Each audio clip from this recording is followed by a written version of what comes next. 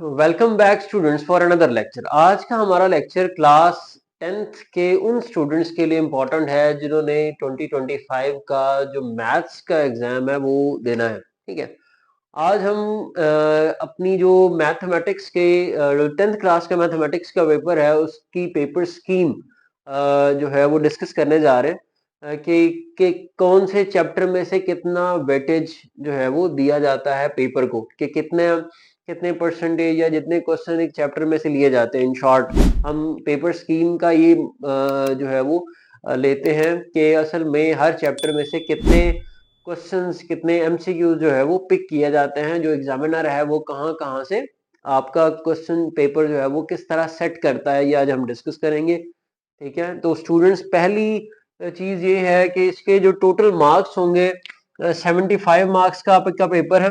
ठीक है, और उन 75 मार्क्स में जो मार्क्स डिवीजन आती है उसमें पहला तो यह है कि 15 मार्क्स के आपके एमसीक्यूज होंगे। ठीक है, 36 मार्क्स के आपके शॉर्ट क्वेश्चंस और 24 मार्क्स के आपके जो है वो लॉन्ग क्वेश्चन बनते हैं। ठीक है, अब हम ये भी देख लेते हैं कि हर एक चैप्टर को कितना वेटेज दिया जाता है इन मार्क्स डिवीजन में। ठीक है, सबसे पहले अगर हम देखें तो चैप्टर 1 से स्टूडेंट्स 2 एमसीक्यूज पिक करेगा।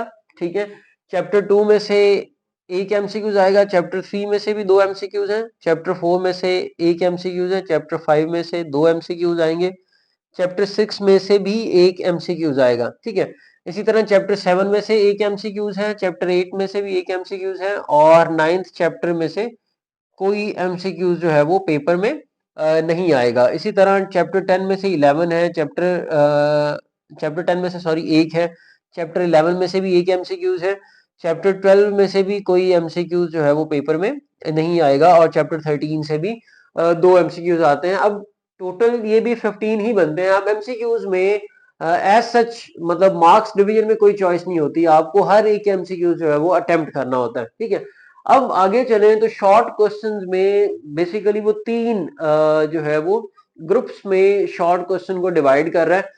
क्वेश्चन नंबर 2 में वो आपको टोटल ओवरऑल 9 शॉर्ट क्वेश्चंस देता है स्टूडेंट्स, मतलब एक 18 मार्क्स का एक सेट बनता है जिनमें से आपने 12 मार्क्स गेन करने होते हैं। ठीक है, मतलब ये है कि आपने उन 9 क्वेश्चंस में से 6, कोई से भी 6 अटेम्प्ट करने होते हैं, फिक्सेशन नहीं होती।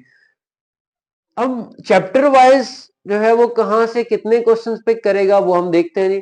चैप्टर 1 में से 3 शॉर्ट क्वेश्चंस हैं, चैप्टर 2 में से भी 3 शॉर्ट क्वेश्चन है, और चैप्टर 3 में से भी 3 शॉर्ट क्वेश्चंस ही पिक करेगा। ठीक है, यानी कि टोटल मिलाकर 9 शॉर्ट क्वेश्चंस आएंगे। इन 9 शॉर्ट क्वेश्चंस में से आपने 6 अटेम्प्ट करने हैं।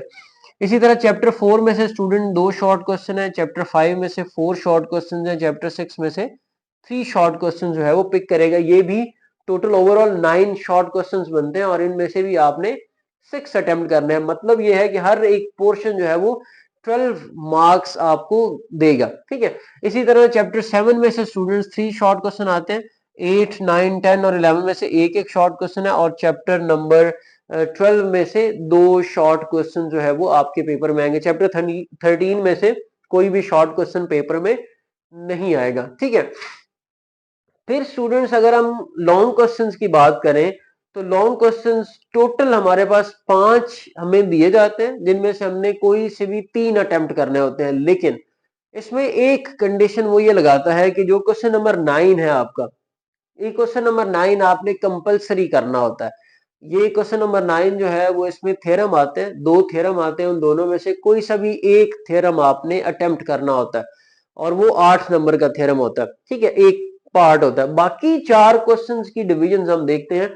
बाकी 4 क्वेश्चंस में ये है कि हर एक क्वेश्चन के 2 पार्ट्स होंगे, और 4-4 नंबर के 2 पार्ट्स की वो डिवीजन करेगा।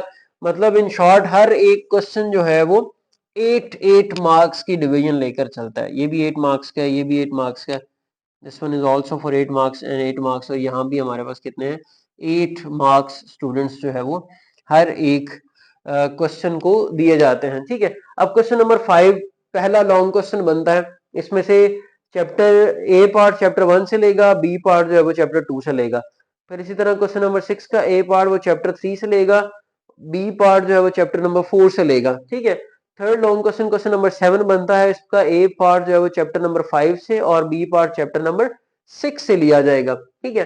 फिर इसी तरह 8 क्वेश्चन का चैप्टर सॉरी पार्ट ए जो है वो चैप्टर नंबर 7 से लेता है और बी पार्ट जो है वो चैप्टर नंबर 13 से लेता है, और थ्योरम हमारे दो चैप्टर्स में से आते हैं 9 और 12 में से, और ज्यादातर इसमें जो प्रोमिनेंट करवाए जाते हैं वो चैप्टर नंबर 9 के करवाए जाते हैं, क्योंकि वो कंपैरेटिवली चैप्टर नंबर 12 से आसान है, ठीक है। एक चीज, दूसरी चीज स्टूडेंट्स ये है कि इस पोर्शन को अगर हम ओवरऑल डिस्कस करें, मतलब लॉन्ग क्वेश्चंस के पर्सपेक्टिव में अगर हम देखें, तो पहले जो 4 ज्यादा रिकमेंडेड चैप्टर्स आते हैं for paper point of view के साथ, अक्सर टीचर्स जो है वो स्टूडेंट्स को ये बताते हैं कि आप पहले 4 चैप्टर्स जो है वो अच्छी तरह कर लें तो आपके ये 2 लॉन्ग क्वेश्चन तो पूरे हो जाएंगे, ठीक है। फिर चैप्टर नंबर 9 यहाँ से पिक कर लें तो आपका लॉन्ग क्वेश्चन का जो 24 मार्क्स का पोर्शन है वो कंप्लीट हो जाता है, ठीक है। और अक्सर स्टूडेंट 5 और 6 का भी पेयर लेकर चलते हैं। हर एक की लेवल ऑफ अंडरस्टैंडिंग जो है वो डिफरेंट होती है, कुछ स्टूडेंट्स जो है वो इन चैप्टर्स को पिक करते हैं, कुछ स्टूडेंट्स इन चैप्टर्स को पिक करते हैं। इन शॉर्ट, अगर आप एक्स्ट्रा भी करना चाहते हैं तो आप कर सकते हैं, ठीक है। उसमें कोई वो नहीं होता कि अगर एक्स्ट्रा करेंगे तो एग्जामिनर जो है वो आपके मार्क्स डिडक्ट करेगा, ऐसा नहीं होता। हाँ, ये पॉसिबिलिटी है कि अगर आपका एक्स्ट्रा किया होगा तो पीछे अगर कोई क्वेश्चन गलत हो जाता है तो वो आगे आने वाले सही क्वेश्चन को उसकी जगह पे कंसीडर कर सकता है, ठीक है। अब स्टूडेंट्स एक दूसरा व्यू में ये है कि चैप्टर नंबर 7 से लेकर चैप्टर नंबर 12 तक ये भी बड़ा रेयर चांसेस में चैप्टर जो है वो करवाए जाते हैं, प्रिपरेशन करवाते हुए अक्सर जो है वो यहाँ पे मिस कर जाते हैं। और दूसरा ये है कि इन चैप्टर्स में से ज्यादातर ये जो 8 चैप्टर 9 10 और 11 चैप्टर है, इनमें से बेसिकली जो चीज पिक कर जाती है वो इनमें से जो डेफिनेशंस आती हैं वो पिक की जाती हैं, तो अक्सर स्टूडेंट्स जो है वो डेफिनेशन को निगलेक्ट कर देते हैं। तो यहाँ पे स्टूडेंट्स जो ये 3-4 क्वेश्चंस हैं, ये मेजॉरिटी जो एग्जामिनर या पेपर सेटर चूज करता है वो डेफिनेशंस को पिक करता है, तो डेफिनेशंस भी पेपर में उतना ही रोल प्ले कर रही होती हैं जितने बाकी क्वेश्चंस कर रहे होते हैं, तो इन पे भी आपने फोकस करना है। अब दूसरी बात स्टूडेंट्स अहम मैं ये करने जा रहा हूँ वो ये है कि आपकी टाइम मैनेजमेंट जो है वो किस तरह होनी चाहिए। अच्छा, अक्सर स्टूडेंट जो है वो उनको पेपर सारा आता होता है, मतलब जो टोटल ओवरऑल पेपर बनता है वो सारा, कुछ स्टूडेंट्स अल्हम्दुलिल्लाह इतने ब्रिलियंट होते हैं कि उन्हें सारा पेपर जो है वो हर एक क्वेश्चन आता है और वो एक जगह पे समहाउ मिस्टेक भी कर जाते हैं।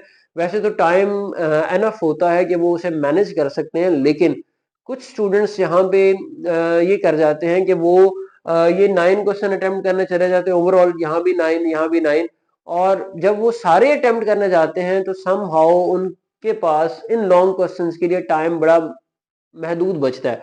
तो वो जल्दी की सूरत में समहाउ कोई स्टेप गलत कर देते हैं या कोई वैल्यू गलत पुट कर देते हैं जिसकी वजह से वो मिस्टेक हो जाती है। तो आपने स्टूडेंट्स करना क्या होता है, एमसीक्यूज तो आपको गिवन टाइम में वो वापस ले लेगा, लेकिन इस पेपर की मैनेजमेंट कुछ इस तरह से करनी है कि पहले आपने जो कंपल्सरी क्वेश्चंस होते हैं, मतलब यहाँ से 6 करने हैं, यहाँ से 6 करने हैं और यहाँ से 6 करने हैं, ये पहले अटेम्प्ट करने हैं। फिर यहाँ से जो रिक्वायरमेंट है 3 लॉन्ग क्वेश्चंस की वो अटेम्प्ट करना है, 2 कर लेंगे, एक थ्योरम कर लेंगे तो 3 पूरे हो जाएंगे। इसके बाद जो आपके पास एक्स्ट्रा टाइम बचेगा उसमें आपने एक्स्ट्रा क्वेश्चन जो है वो भी पेपर में अटेम्प्ट करके आने हैं, और कोशिश करें कि आप जब पेपर सॉल्व कर चुके हो तो पेपर को वंस अ मोमेंट आप करने के बाद भी एटलीस्ट एक दफा उसे रिवाइज जरूर करें, ताकि कहीं ना कहीं अगर कोई एरर भी आ रहा है आपके सॉल्यूशन वर्क में तो वो उसे आप कवर कर सकें। उम्मीद है कि आपको इस में जो ये डिवीजन हमने की है इसमें किसी किस्म की कोई प्रॉब्लम नहीं फेस करने को मिलेगी। होप सो आप कर लेंगे और अल्लाह ताला आपको आपके पेपर में कामयाब करे, ठीक है। बेस्ट ऑफ लक स्टूडेंट्स आपके एग्जाम के लिए, और अल्लाह हाफिज।